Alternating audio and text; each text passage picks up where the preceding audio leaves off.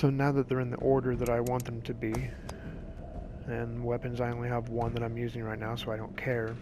And you can't drop anything, and you can only get one of each item. They never break. The game says that.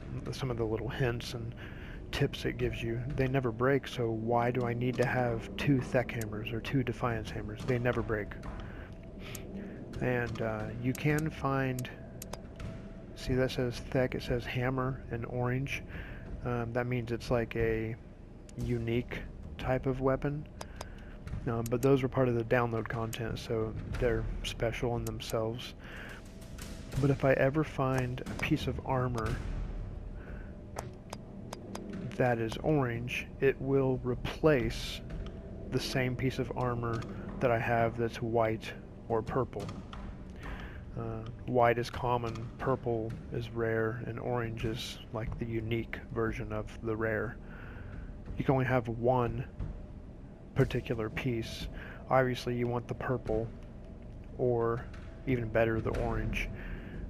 If you're playing through the game and you go back and you go to New Game Plus, or perhaps even on New Game, your regular game, I haven't found this yet, but I know that if you get a better piece of armor that's the exact same name, if I found Cleric medium armor that was purple, it would replace this white one. This white one would not be in my inventory anymore, it would turn into the purple one. And same thing with the orange one. The purple one would disappear. Or if I have white and I find the orange one, then the white one would disappear. And then I can never, I'll never find a weaker version. It will never replace a purple with a white, and it will never replace, if you already have the orange, it will never give you a crappy purple or a really crappy white version of that orange and make it go away. It always replaces with something better. It will never retract a good piece of armor for the exact same piece of armor that's like a lower quality. It will not do that, so don't have to worry about that.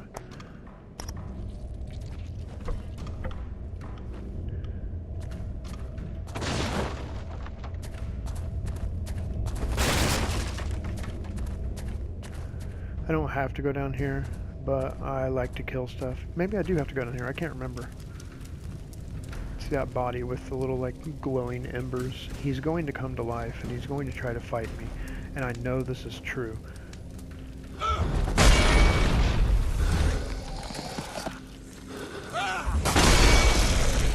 So I just try to smash him before that happens, although he did get a hit on me.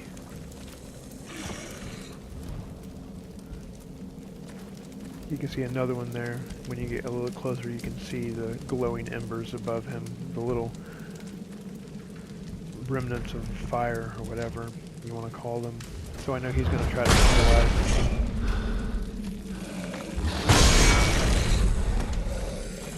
So whenever you're playing the game, be smart. If you see enemies on the ground that look like they're alive, just try to attack them, unless you're concerned that you can't kill them in 1 or 2 hits and they're going to get up and do massive damage to you. Then maybe get close to them and then back away, lock onto them and back away. Or perhaps you're not going to see that and you're going to walk up on them 1 or 2 times like I have, and they're going to kill you. Giant key, I'm pretty sure that opens the door. Okay, another item. Magic energy shard regenerates your magic very, very quickly. The energy shards that I have equipped now regenerates your energy really, really quickly. And it lets you do massive attacks with your weapon without having to stop. You hear him breathing heavy because he ran out of stamina.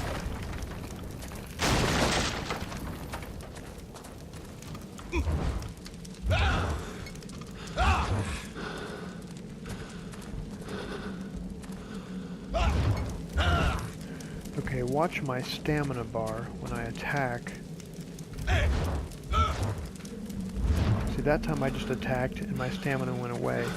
But sometimes you'll hear a little tink, and you'll see a little flash on your stamina bar.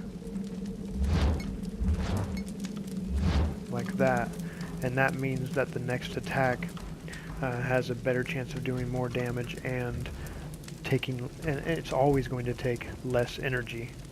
It may only be a small amount, and my stamina bar is very, very small right now. I only have 100, but when it grows, and if I can chain attacks like that, I can get an extra 2 attacks in, sometimes 3 attacks in,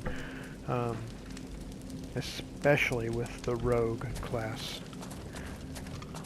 And so that becomes very helpful, and sometimes attacking an enemy 4 times instead of 3 can kill them and save your life. Back to the health potion. I'm going to go ahead and use one because I'm about to fight a creature that's going to possibly could give me a challenge, although I've fought him many times before.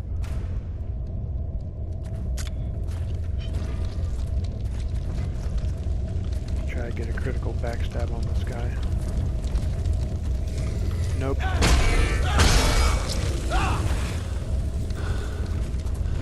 He died up against the candelabra there.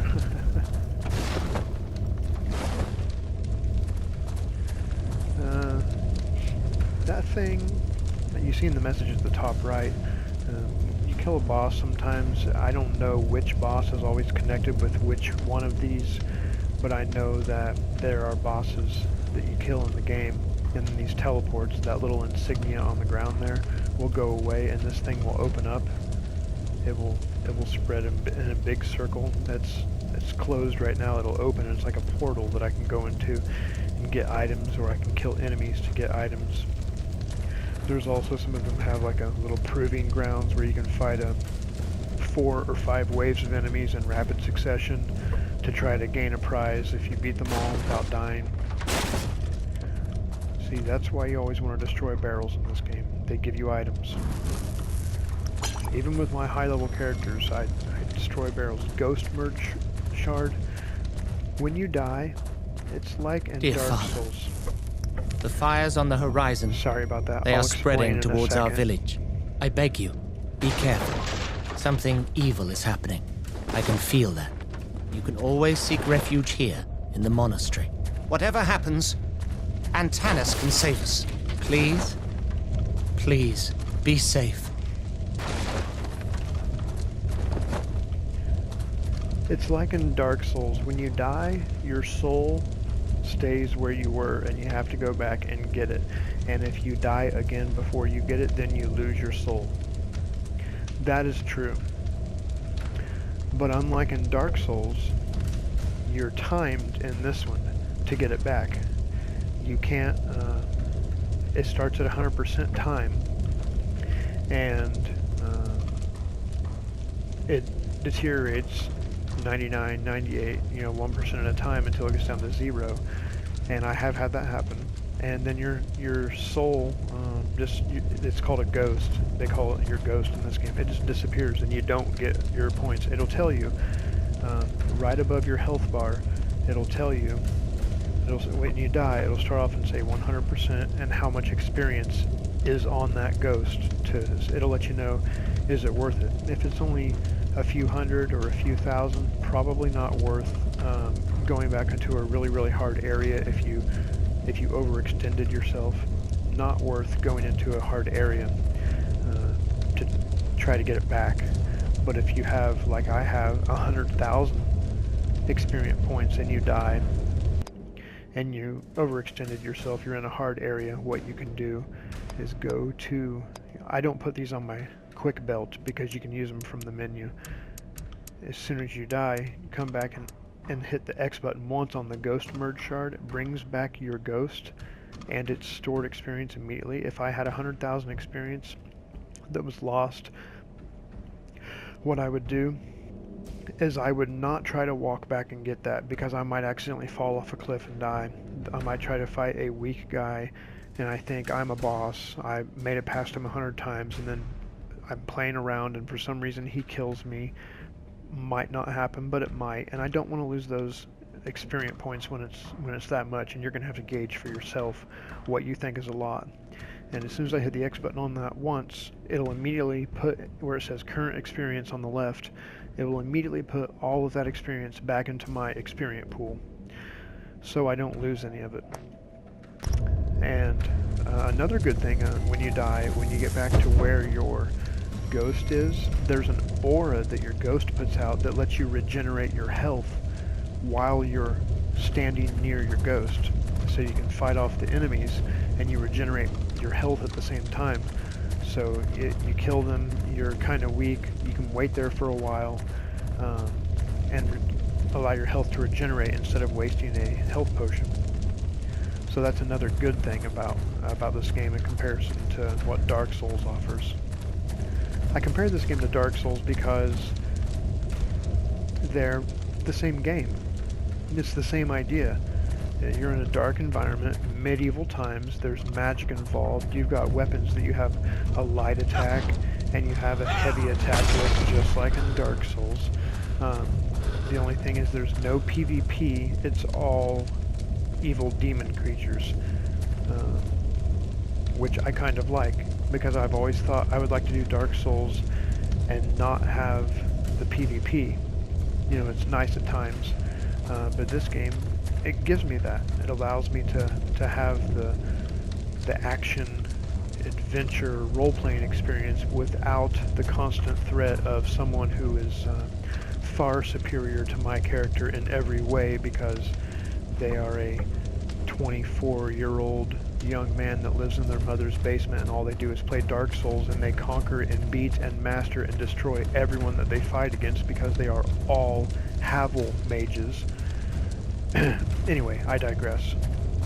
So, I can have the fun and enjoyment without the threat of my constant impending death. And that's a character up there at the top of the stairs, just like we fought at the very beginning where I disregarded the tutorial and fought him. Hit the R3 button to lock on. You can tell if you're locked on because normally their health bar will appear and you'll see those little like crown icons appear on either side of the health bar. If their health bar doesn't appear, just roll the screen up or down or left or right, and usually when you let it go back to neutral, usually their health bar will appear. Because sometimes, for some reason, it just doesn't appear. Like, see if I can make it not appear. You can also lock on around corners as long as they're in full view like that. You can lock on around a corner, and then you can see if they're moving or not.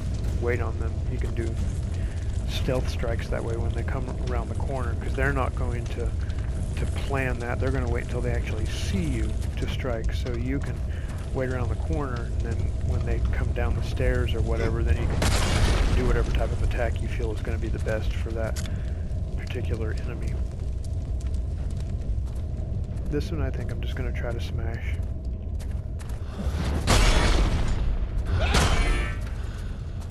The heavy attacks seem to stun him, so he can't get his attacks off. The two-handed heavy attacks, I should say, because at the beginning of the game, most of your one-handed weapons are not going to be strong enough, even with the heavy attack, to maybe that roundhouse portion will be, but if you're trying to stun lock the enemies so that you can get by them without taking any damage, I don't suggest one-handed weapons for the first 20 or 30 levels of the game.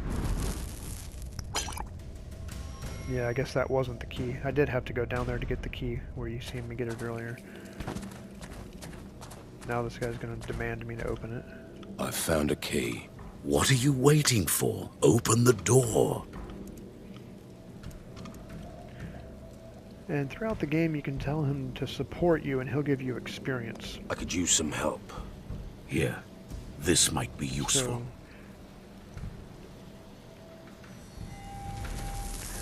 As far as I know, there's no trophy or achievement or anything that you get from not telling him to support you. So every time you talk to him throughout the game, when you ask him for support, do it. He'll give you experience or an item of some sort. I found a... What?